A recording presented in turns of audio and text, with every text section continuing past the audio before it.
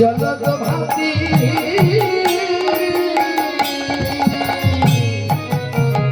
দেখো করিত জড়িত জগৎ ভাতি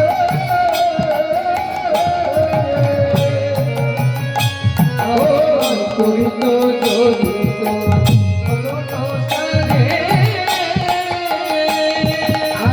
করিত জড়িত জগৎ ভাতি আরে তুই সুখে সুখী রবল মাতি রে বাবা রাখো করিত জড়িত জগৎ ভাতি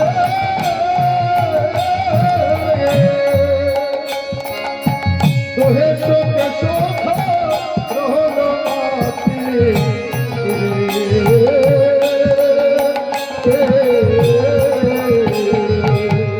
যিনি ভাদর রসবাদর পরমাদর ভাদর রসবাদর পরমাদর যিনি ভাদর জড়িত জড়িত জগৎ ভাতি তোহে সুখে সুখী রহল মাতি। দেখুন ভাদ্র মাসে যে বাদলি হয়, এত বাদলি হয় যে বাহিরে আপনি যতই ঢাকা দিয়ে বেরোবো না কেন ছিটে ফুটে এক ফোঁটা লাগবে। কিন্তু আমাদের রাধা গোবিন্দের রসের বাদল কেমন? বাদলে কেউ ভিজিল ভিজিল না রে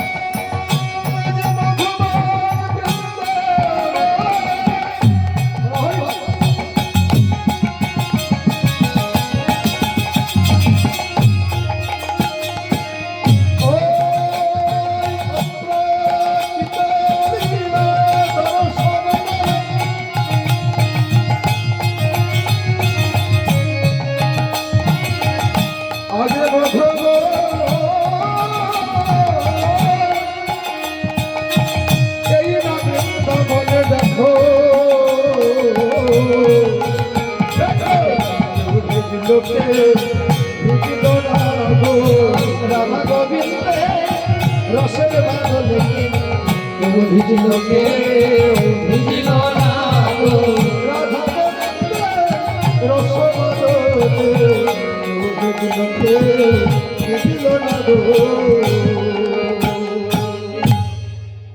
তরিত জড়িত জলদ ভাতি তো হে সুখশ্রী রহল মাতি। নয়নে নয়ন অধরে অধর হৃদয়ে হৃদয় কর জড়জড়ি করে শুয়ে আছে যিনি ভাদর রস ভাদর পরমাদর সে। ভাদ্র মাসের কথা কেন বললেন গো? রাসলীলা হচ্ছে তিন প্রকার: শারদীয়কালীন চিতরাস, বসন্তকালীন চিতরাস, আর হচ্ছে নিত্য রাস। প্রতিদিন রাস হয়, নিত্য রাস প্রতিদিন রাস হয়। তাহলে তিন রকম রাস, তিন প্রকার। কিন্তু যিনি ভাদর রসভাদর এই রাসটি ছিল কিন্তু শারদকালীন উচিত রাস।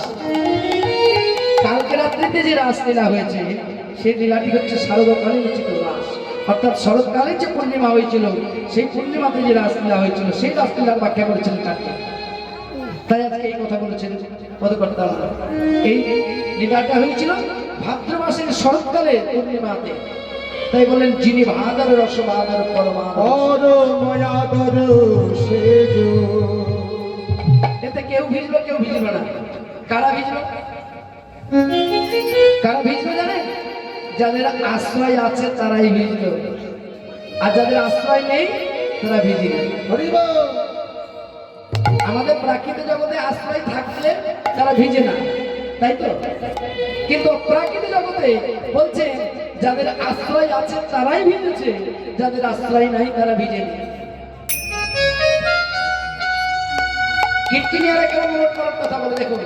আপনারা দেখতে পান প্রাকৃতিক জগতে জলের মধ্যে কমল ভাসে, দেখেছেন তো? কমল মানে পদ্ম, জলে ভাসে তো। আর এই যে হারু গোসাই বাবাজি আমার, এরা আমাকে সেদিন কি বলছে জানেন? বাবা ওই জলে কমল ভাসে না, তাহলে সে যে কমলের রসে সরোবর ভাসে, কিবা রসের পরিপাটি, কমলের রসে সরোবর ভাসে, কিবা রসের পরিপাটি, কমলের রসে সরোবর ভাসে, কিবা রসের পরিপাটি, রসে যেই ডুবেছে সেই ভেসেছে, রসে যে ডুবেছে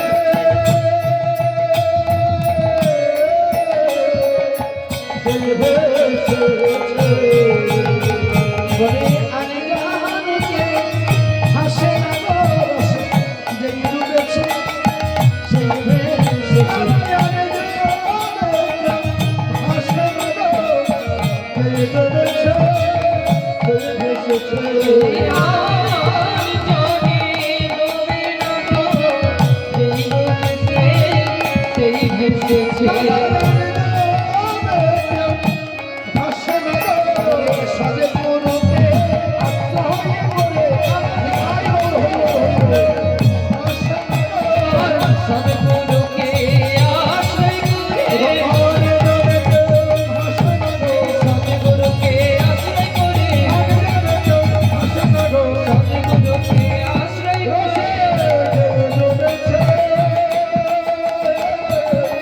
সেই ভেসেছে। বলে না হরি নামে কি আনন্দ ডুবলে পাওয়া যায়, জানেন? তাহলে এই যে দেখো, এই দেহতে অনেক কিছু হয়, পদ্ম ফুল ফুটবে, কত কি সোনার ফসল ফলবে, কিন্তু এই দেহখানা তুমি চাষ করতে শিখবে তত হবে। বলো একজন বলে দাদা আপনি তো বললেন বটে, কিন্তু চাষ করতে তো লাঙল গরু লাগবে, চাষ যে করবো তো চাষ করার জন্য তো লাঙল গরু লাগবে, আবার ওই গরুটাকে ডাকানোর জন্য একটু শাসন করার জন্য একটা পাঁচুনি, তাও তো প্রয়োজন, এটা তো প্রয়োজন। ওই যে তার জন্য সাধক রামপ্রসাদ বলতে, ভাই মনের এক বেশি কাজ জানো না, এমন সাধের মানবী জন রইল পতি, তুমি আবার করলে ফুল তো শোনা, মনে রে সে কাজে জানো না, মনে সে কাজ জানো না। আছে বাবা, আছে লাঙল আছে, গরু আছে, গরুকে ডাকার জন্য পাঁচুনি আছে, তোমার দেহের মধ্যে আছে। ওই যে ছয় ধেনুকে জুড়ে দিয়ে বাবা তোমার প্রেমের লাঙল কাঁধে নয়ে, ছয় ধেনুকে জুড়ে প্রেমের লাঙল কাঁধে নয়ে, ছয় ধেনুকে জুড়ে ছয় ধেনুকে জুড়ে জুড়ে প্রেমের লাঙল কাঁধে করে,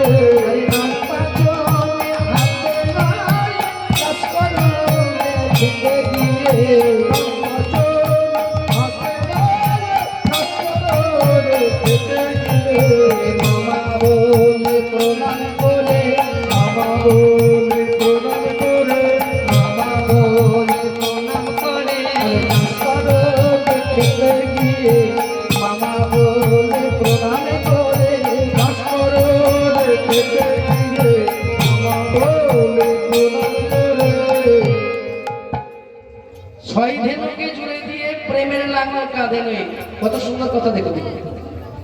এই যে দেহের মধ্যে 6টি ধেনু আছে, বড় কঠিন ধেনু বাবা, কেন জানেন? এই যে ধেনু, এক একটি ধেনু কাম ক্রোধ মোহ মদ লোভ মাৎসর্য এমন এমন ধেনু এরা কারো কথা কেউ শোনে না, কারো কথা কেউ শোনে না, কারো কথা কেউ শোনে না, কারো কথা কেউ শোনে না,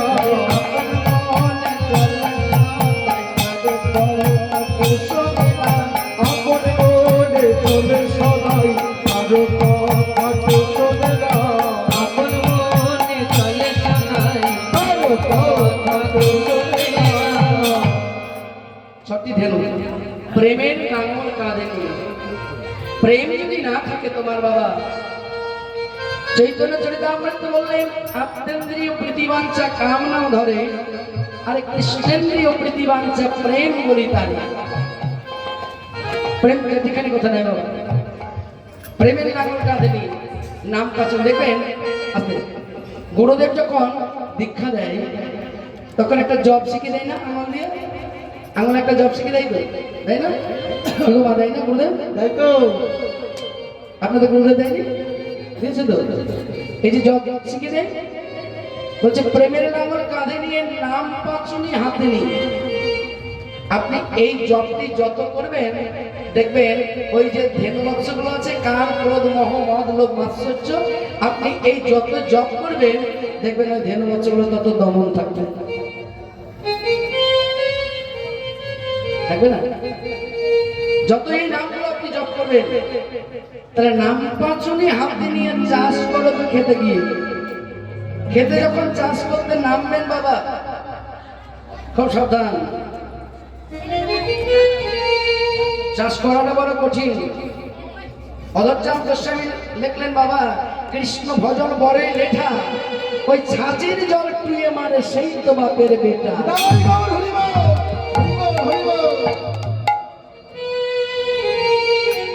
যেমন তেমন কারিগর হলে হবে না বাবা, এই কৃষ্ণ ভজন বড়ই লেঠা, ছাঁচের জল টুয়ে মারে সেই তো বাপের বেটা।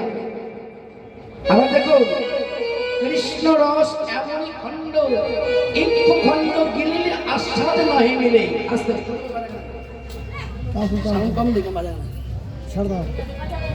একটু রস বড় মিষ্টি মিঠা, গিলিলে আস্বাদ নাহি মিলে। আচ্ছা আখ তো খুব মিষ্টি জিনিস, যদি গিলে খান তাহলে ভালো লাগবে? আখকে যদি গিলে খান ভালো লাগবে? কৃষ্ণ নাম হরিনাম একটি খণ্ড গিলিলে আস্বাদ নাহি মিলে, গুরু পাশে বসিয়ে আস্বাদন করিলে তখনই আস্বাদ মিলে। এই কৃষ্ণ নাম হরিনাম এমনই একটা জিনিস, সদ্গুরুর পাশে বসে যদি চিবিয়ে চিবিয়ে খাওয়া যায় তাহলে দেখবেন এর মতো মিষ্টি জিনিস আর কিছু নেই।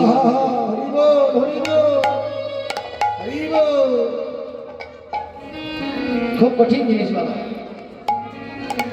তাহলে দেখুন বলে যিনি ভাদর রস বাদর পরমাদর সেজে, হ্যাঁ এই রসের বাদরে সকলে ভিজে না, যাদের আশ্রয় আছে তারাই ভিজে।